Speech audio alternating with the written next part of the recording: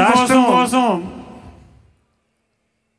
ముఖ్యంగా యువత ఒక్కరు కూడా ఖాళీగా ఉండకూడదు, అందరికీ ఉద్యోగాలు రావాలని తపన పడే ఏకైక నాయకుడు మన పవన్ కళ్యాణ్ గారు. మరి వారు ఆశయాలకు నేను ఇన్స్పైర్ అయి నేను హైదరాబాదులో వారిని కలవటం జరిగింది. వారిని కలిసినప్పుడు వారు మాట్లాడిన ప్రేమ ఆదరణ నేను ముగ్ధునైపోయాను. అంజిబాబు గారు మంచివారు రాజకీయాల్లోకి రావాలి, ఈ సమాజం బాగుండాలి, ఈ సమాజం కోసం నేను త్యాగం చేశాను. ఎందుకంటే ఒక దుర్మార్గ పాలన నుంచి ఈ రాష్ట్రాన్ని రక్షించాలంటే నేను త్యాగం చేశాను. 24 సీట్లే ఇచ్చారు, ఒప్పుకున్నారని చెప్పి జన సైనికులు నిరాశ నిస్పృహతో ఉన్నారు. ఎవరు బాధపడవద్దు, అవకాశం మనకు వస్తుంది. ఈ రాష్ట్రాన్ని బాగు చేద్దాం, ఈ రాష్ట్రానికి ఉన్న అవినీతిని తొలగిందాం అని ఆయన త్యాగం చేశారు.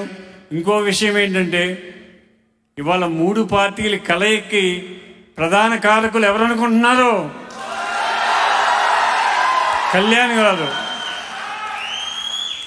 గారు లేకపోతే బీజేపీ వారు చంద్రబాబు నాయుడు గారిని దగ్గరికి రానివ్వరు, అది వాస్తవం.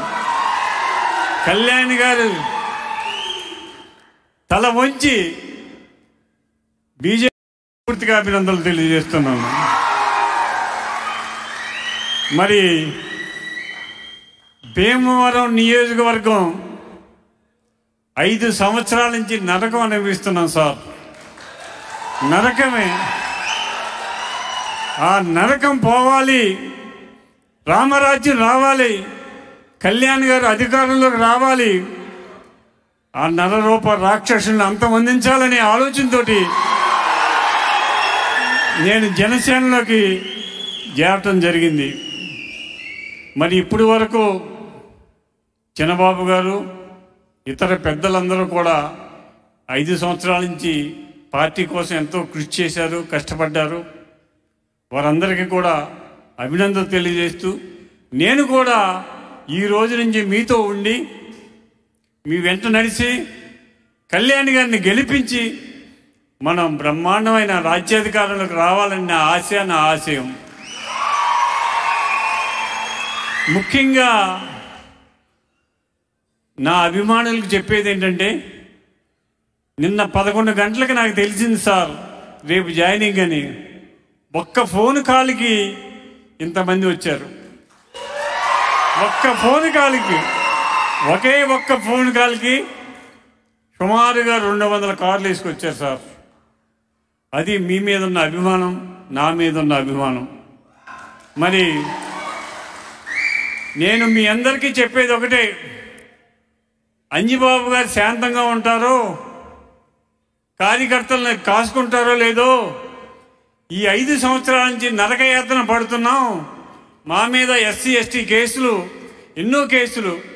ఇప్పుడేనండి మేము అక్కడ భోజనాలు చేస్తుంటే మచ్చిపూర్ నుంచి కేసు పెట్టిన 14 మంది వెనకాల వచ్చి భోజనాలు చేశారండి, ఏలూరు కోర్టు నుంచి వచ్చి. మచ్చిపూరులో ఇంతవరకు భారతదేశ చరిత్రలో నాయకుడు కరపుచుని కొడతాం మనం ఎక్కడ చూడాల. ఒక్క భీమవరం నియోజకవర్గం ఆర్డర్ వేస్తాడు, అలా చేయండి ఇలా చేయండి అని. ఆయనే కర్రుచ్చుకుని యుద్ధం చేసిన గొప్ప నాయకుడిని మనం భీమవరంలో ఎన్నుకున్నాం. అది మన పరిస్థితి. ఈ రోజున మీ అందరికీ మాటిస్తున్నా, నా ప్రాణం ఉన్నంత వరకు నేను పవన్ కళ్యాణ్ గారితో జీవిస్తాను, వారి అడుగు జాడల్లో నడుస్తాను. ఎందుకంటే నేను 4 ముఖ్యమంత్రులను చూశాను. నిజాయితీగా పరిపాలన చేయాలి అనే తపనున్న ఏకైక నాయకుడు ఎవరంటే మన కళ్యాణ్ గారు. అటువంటి నాయకుడి నాయకత్వంలో నేను నాయకత్వం వహించాలని నేను కూడా భీమవరం నుంచి జనసేన సైకిళ్ళతో కలిసి, తెలుగుదేశం నాయకులతో కలిసి, బీజేపీ నాయకులతో కలిసి మన పట్టిన పీడని వదిలించుకుందాం. కార్యకర్తలకి, నాయకులకి, అందరికీ ఒకటే మాట, ఒకటే భరోసా. నా ప్రాణం ఉన్నంత వరకు నా కార్యకర్తను కానీ, నా నాయకుడిని కానీ ఏగ వాలిందంటే అవతల వాడు ప్రాణం తీసేదాకా వాడు నిద్రపోను. అంతేగాని అంజిబాబు శాంతమూర్తి ఏమీ చేయడు, తిట్టినోడిని తిట్టడు, కొట్టినోడిని కొట్టడు అని అనుకుంటున్నారు. మనల్ని కొట్టిన వాడిని ఒక దెబ్బ కొడితే వాడిని 10 దెబ్బలు కొడతాను. దాంట్లో ఏమాత్రం సందేహం లేదు. నా ఆశ, నా ఆలోచన మంచి నీతివంతమైన పాలన రావాలి. ఆ పాలనకి కళ్యాణ్ గారి నాయకత్వం వహించాలి. ఆయన నాయకత్వంలో మనమందరం కూడా సుఖంగా, సంతోషంగా ఉండాలని ఆయన తపన. నా 2 సార్లు కలిసినా కూడా ఒకటే, ముఖ్యంగా యువత గురించి కళ్యాణ్ గారు పడే తపన నేను ముగ్ధుని అయిపోయాను. ఒక్క యువకుడు కూడా ఖాళీగా ఉండకూడదని చెప్పిన నాయకుడు ఎవరంటే కళ్యాణ్ గారు. మరి